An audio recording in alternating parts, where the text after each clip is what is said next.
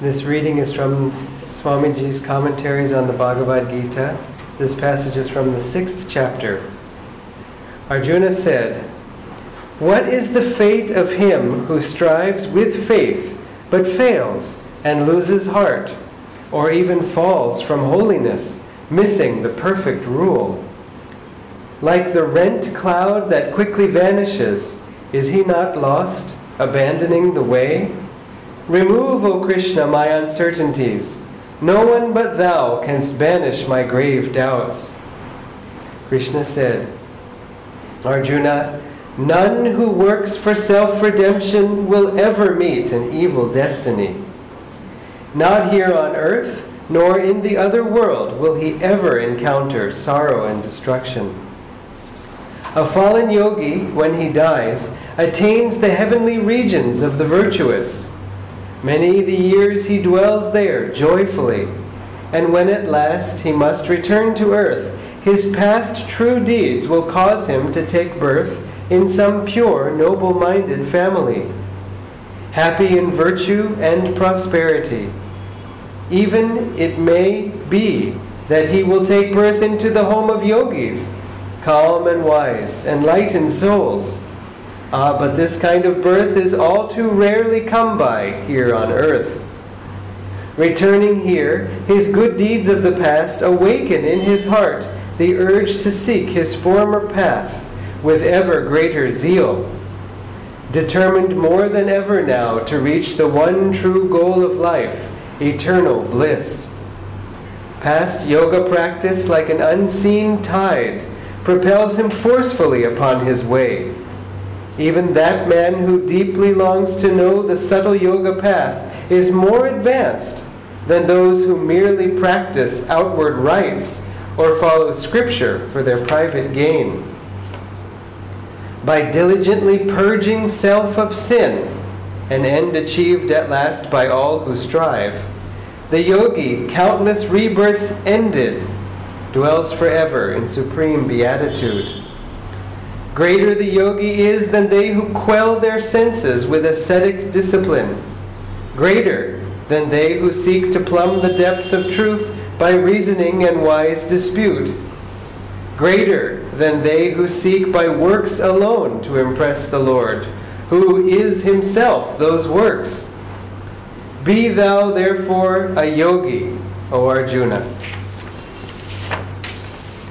He who absorbs his mind and soul in me, unceasingly established in my rest, know him to be among all yogis best." Many, this is the commentary, many harbor the secret doubt, what if I fail spiritually? During the gold rush days in America of 1849, there were many who left everything behind to seek their fortune. Forsaking home and even family, they came adventuring for gold in California.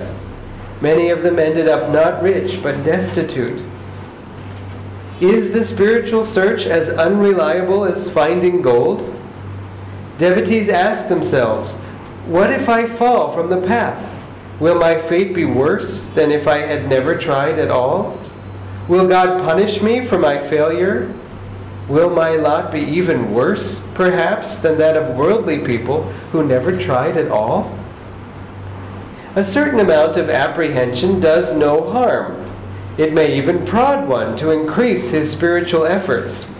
Smugness is not an aid to security, but a threat. And tepidity, which is to be lukewarm or half-hearted, is one of the main reasons devotees fall from the path. The scriptures warn against the danger of lukewarm devotion, as Jesus did in the parable of the 10 virgins. Fear, however, is an obstacle on the spiritual path, and in every undertaking in life. It can paralyze effort, and may even act as a magnet that attracts the very results one fears. There is no cause for fear, moreover. What really is the fate of one who takes up the spiritual path, but later returns to a worldly life? Is it worse to fall spiritually than never to have tried in the first place? The stern warning of the parable of the 10 virgins, which was referred to earlier, was not intended to discourage. The 5 foolish virgins ended up being told by the bridegroom, "I know you not." But at least they were 5 out of many who had aspired to marry him. Their chance would come again, if not in this life, then in the next, or in other future lives. God is a God of love, not of pique at human slights. How beautiful then are Krishna's words of reassurance in this great passage of the Bhagavad Gita. No right effort, he assures us, is ever lost. As he promised also elsewhere, even a little bit of the practice of this religion of inner communion will save you from dire fears and colossal sufferings. Thus, through the Bhagavad Gita, God has spoken to mankind. Om, Om, Om.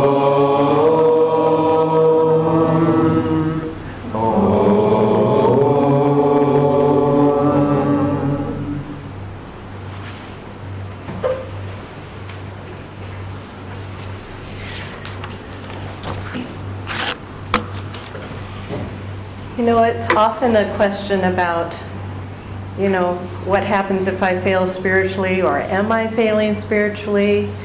And we have to ask ourselves, what is failure? And obviously the answer is there is no failure. We all know that mentally. But sometimes we end up going through experiences where we do feel like we failed. And Swamiji and Master say over and over again, it's not the action of what we perceive as failure, but just our perspective on that. And when we have failure in our life, suppose we're fired, or we do really poorly on a project, or divorce happens, or all these things happen that we consider failure in our life. Those actions in themselves are not the failure. The failure would only be our inability to learn the lesson that's meant to be learned in that situation, in that difficulty. And if we have the right attitude, which may take a while, suppose something devastating happens and it takes a year to finally kind of see what the lesson is, and that is a great success. And that's all we're here to do. And we take our life so seriously. Am I doing the right thing? Aren't I doing the right thing? God, please tell me the right thing to do. And we take it so seriously. And yes, we want to follow God's guidance. But sometimes, you just have to take a risk. And okay, maybe you fail, but maybe you were guided to go in that direction, and that failure leads you to the right thing. We have to be willing to take risks in our lives as well. I don't mean, hey, great, then I'm going to just put these 2 crores in the, stock market, and woo, whoops, I lost it. I'm not talking about that, but really trying to lighten up about life is important. It's important to have a sense of humor. It's important to just try and see things in perspective. Very often we get caught up in our little tiny problems, and then you read the newspaper and you realize, oh my God, people are really going through a difficult time. Right now there's a typhoon hitting the Philippines. Look where we are. We're in this beautiful tropical weather, and so there's just so much to be grateful for in life. And when we just focus on the problem or the failure, it really narrows everything. It narrows that perspective. And it's easy to do. It's so easy to be overcome with problems because of fear. And Swamiji was saying tepidity, which is not having the fire for God, and fear. Well, tepidity is one of the major ways we can fail spiritually. I'll go into that. But fear, he said, is a great obstacle. And many years ago, I went through a very difficult situation that I had not really encountered before. It was obviously a difficult karmic test. And I found myself in a situation where I didn't feel in tune with anybody around me. And I had to make these decisions, and people were undermining and, talking between each other. And then, I was supposed to make the decisions, and it just wasn't working because we weren't in tune with each other. And there was more of them than me. And Swamiji talks about when he's had these situations in his life where things like that happen, he says, the tide was against me. You see, he says, the tide was against, no matter what he tried to do, it was going to go in this direction. And I felt that way in that situation. It turned out it was excellent. It got me out of that situation and into the right situation. But for quite a while, I felt like I had failed. Because why did the communication go so poorly?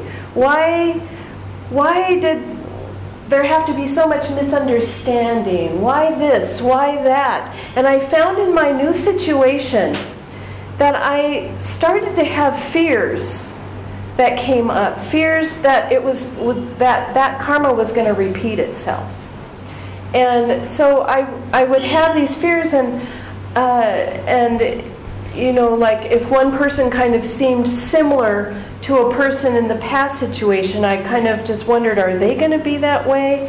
And then I would find myself at night difficult to fall asleep because I was worrying. And it wasn't voluntarily. It wasn't like I was analyzing the situation anymore. I just started to have some anxiety, in fact, about it. And the new situation was nothing like the old situation, and in fact turned out beautifully. But I still was holding on to what I felt was a past failure into the new one. And those fears created that anxiety, that created a restlessness that made it more difficult to meditate more deeply because of that, because of the restlessness. Even though meditation was helping with the fear, that underlying fear that I had was becoming an obstacle for me. And so I finally kind of had a moment of clarity or something. And I had been meditating for many years, so this wasn't like I was brand new and was struggling with meditation. It was like I had been meditating many years, so this was an obstacle that was coming for me. But I had many years of loving God, of trusting God, of being steeped in the teachings. So it wasn't that my faith was shaken in God, but there was just this struggle that was happening inside of me. Finally, I don't know what it took, but maybe I listed all my fears, and I realized that I just kept adding new fears to the list. And it was like, I thought, I am never going to be able to solve all these fears. Why be afraid at all? I can't keep up with these fears. There's too many fears. How can I just keep up with all those fears? It's impossible. I can't address that and that, and And then if I would think my way through one fear, a new fear would come. It was like I was on that consciousness of fear. And I just thought, I'm not going to do this anymore. I already know I trust God. God, if another situation of failure is going to show up again, fine. But you take care of it. You take care of this fear, you take care of that. Just deal with it. And then I had this affirmation. I don't have time to fear that. I don't have time. And so when a fear would come up, I would say, I don't have time for you. I don't have time for you. And then I just started feeling much more peaceful. Meditations were going back to normal. And okay, I kind of got through that. But you see how that when we go through a failure that we perceive as a failure, it can take time and bumps in the road to really kind of come to terms with what that was all about. But the fear, there's just no time for fear. There's so much to do. And when we get in fear, sometimes our wheels are like spinning in mud. I don't know if anyone's experienced that before, or those who have been to Germany might know about spinning your wheels in snow. I grew up in the Midwest in Iowa, which is tons of snow in the wintertime. And very often someone would get into too deep of snow and the back tires, at that time they didn't really have front wheel drive, only back wheel. So the wheels, and people would have to get out and push the cars to get them going again. And that's kind of what happens when we get in fear. The tires, and I'm stuck. You know? Sometimes also the tide is against us. What do we do when the tide is against us? You know, first of all, facing it with dignity is a really good thing. But I was thinking in terms of, I don't know if you've ever swum in a river that has a strong current.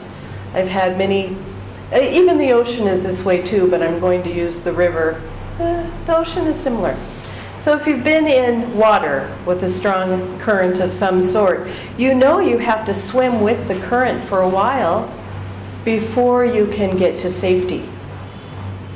And that's what, when a difficult situation comes to us, we have to kind of go with it for a while. The first tendency is to fight against it. No, no, no, this can't be happening. No, no, no, what? You know? But we have to go with it for a while. We have to kind of get in tune with it in a way. What's going on here? What is my next step in this? I see, I can't. The other thing Swamiji said a lot is fight the battle, choose your battles. So suppose you're in a situation and there's 5 wrong things. You have to just choose one of those things that might be your battle. Or nothing for now, and know what battle it might be later on. But you have to swim with the current for a while before you get that guidance. When you're in a river that has a really strong current, you swim with the current and slowly make your way to the edge. And you get in shallower and shallower water, and then you can go up on shore. When you're with the ocean, Dharmarajan talked about how he swam a lot on the east coast of the U.S., which has a strong current, not as strong as Chennai, but a very strong current. And people are always getting caught up in the current and juggled around underneath and then spit back, and they think it's fun. Woo! You know, oh, I got pulled under by the current again. And then I grew up on the west coast, which is very soothing and calm, maybe more like Goa in the non-monsoon season or something, you know, very calm ocean and a little bit of wave periodically. And I wasn't used to that. But if you're someone who has developed spiritual muscles, then a little bit of waves sucking you out and pushing you back in, suddenly it's like, okay, that was just a current that sucked me in and spit me out. I'm still me. I'm still learning about life. And that's how we become also. The more we go through struggles like that, the best struggle is when your worst fear happens. That is the best. Because where do you go from there? It's like, okay, I've already been through my worst fear.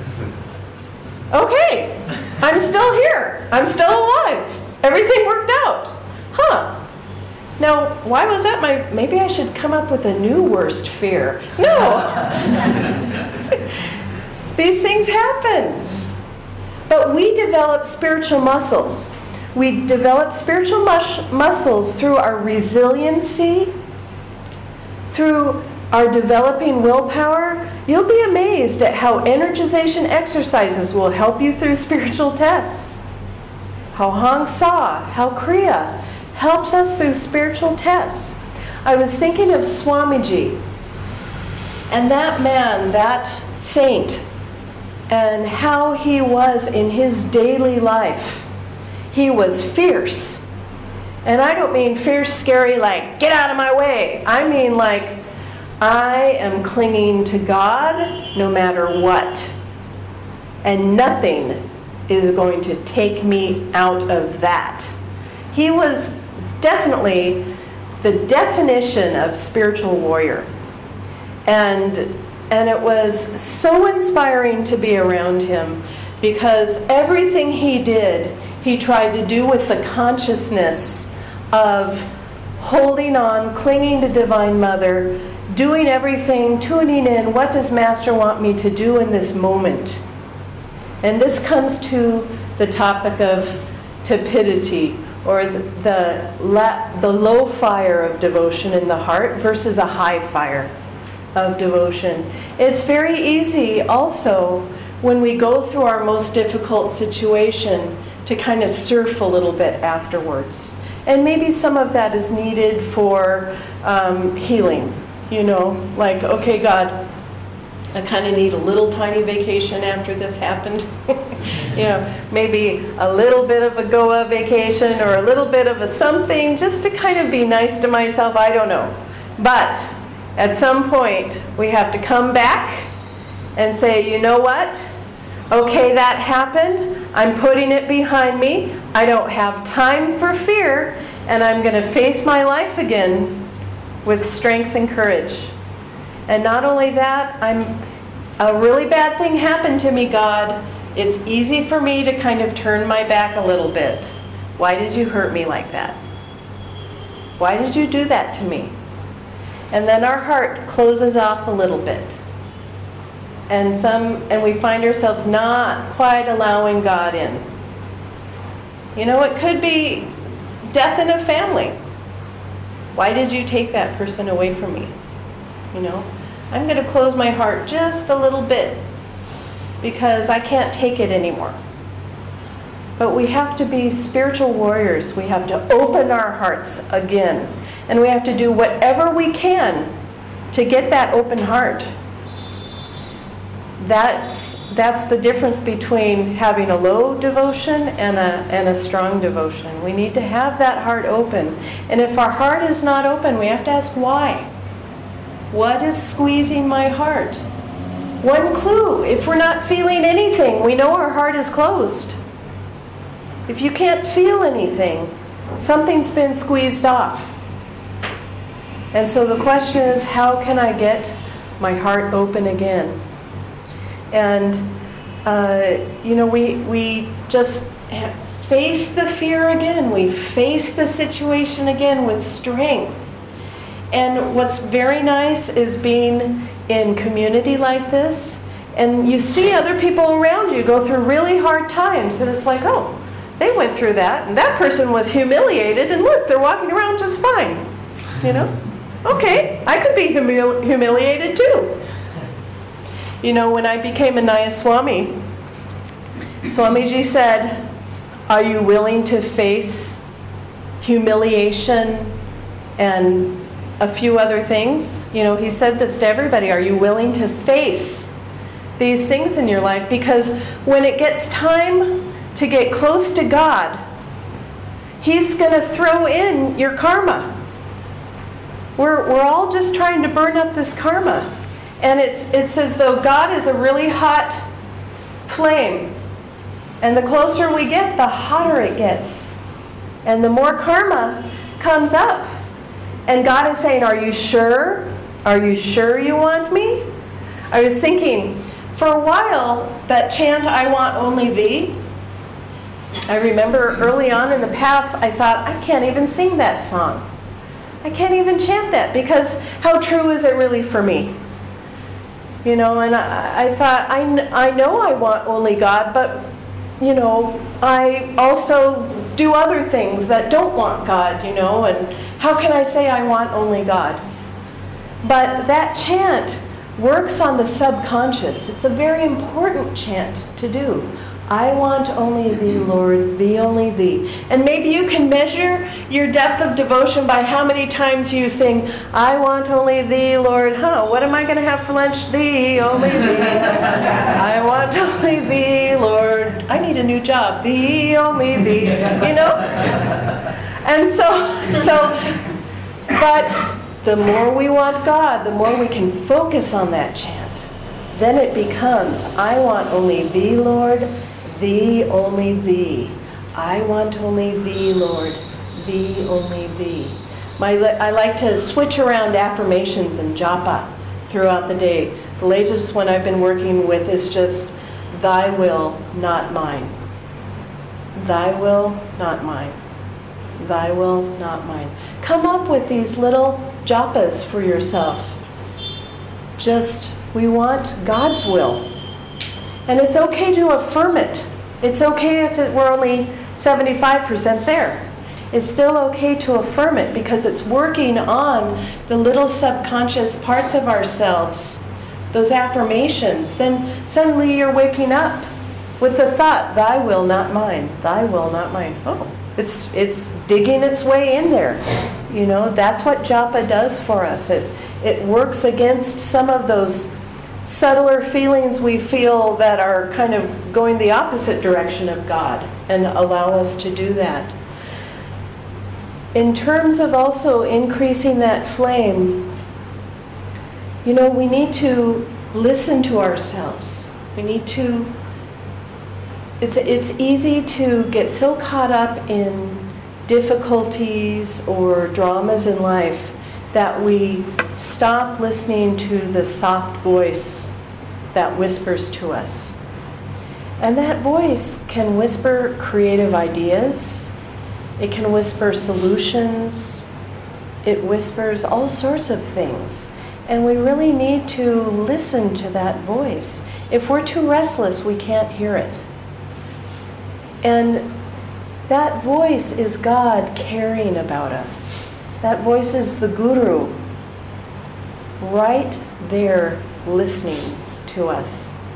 And I was visualizing for some reason this morning in meditation that, you know, Yoganandaji talks about when we incarnate to the material plane, we're going between material and astral, material and astral. Then we graduate at some point from the material, and then it's astral and causal, astral and causal. When you die in the astral world, where do you go? And so I was thinking, what could the causal world be? And then I was just visualizing we're all these individual flames, just a flame. And that when God created us, He just created this beautiful singular flame. And He cared so much about each and every soul. We each got our own flame. And that flame takes life in an astral body. And that flame takes life in a material body. But each flame matters. And if each flame matters, we have to say, okay, you matter. This is our true parent who really created us. That's what matters the most. And when our parent whispers to us in our ear, we want to listen. When our parent fills us with divine love, we want to give that divine love back in gratitude and love back. Everything we're given, friendship, everything comes from God. And if we're not happy right now, if we're not feeling devotion, then, as I said before, check the heart. But just try and get back to that spot, whatever it takes, you know? And it's not in outer things. That's the thing we have to do. And one of the greatest ways we know we have succeeded through our tests is when we know beyond any doubt that the reason why something happened to us was because we needed to learn a lesson, and that it wasn't because that person really tortured me, you know? And just the thought, that person tortured me, closes the heart. And it's a challenge to even like someone who has been cruel or whatever they might have been doing. And we may not like them, but there might be some level of forgiveness that happens, even if it's only at a distance. Sometimes we have to keep a distance from people for their own good.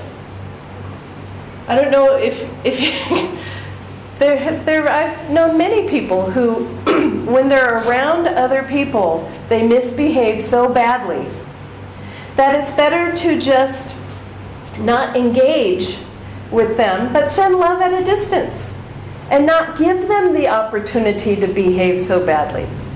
There was one person I knew who, every time she talked about certain things with people, she got so upset that she would just kind of start going off.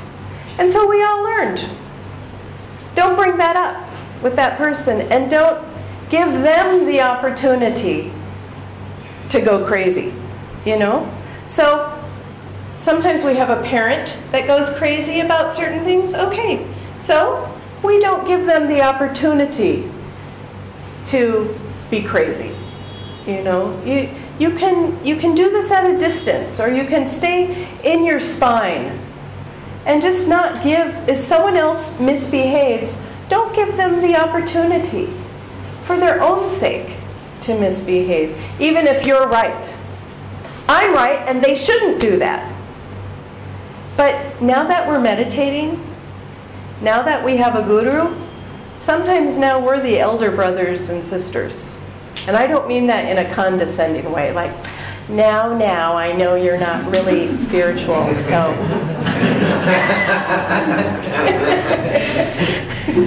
I mean more like we have responsibility. And that just means, oh, okay, I've got to have some patience here. And I have to understand everybody's in a different place. And so I can just be more aware even. Sometimes people are very unaware. They have no idea the impact of their actions, and they're kind of like, you know, octopuses doing all sorts of strange things. And sometimes we can just see that and not even do anything about it. Just see it and know it and not react to it in that way. But most important of all of this is to find that flame inside that continually makes you want God with every cell of your being. And we've talked many times about how we'll teach a meditation class and someone will say, that was the best! I love Hamsa! And I saw the spiritual and it was so fabulous! I'm coming back. I'm going to be back. And I'm just going to do, then they never come back.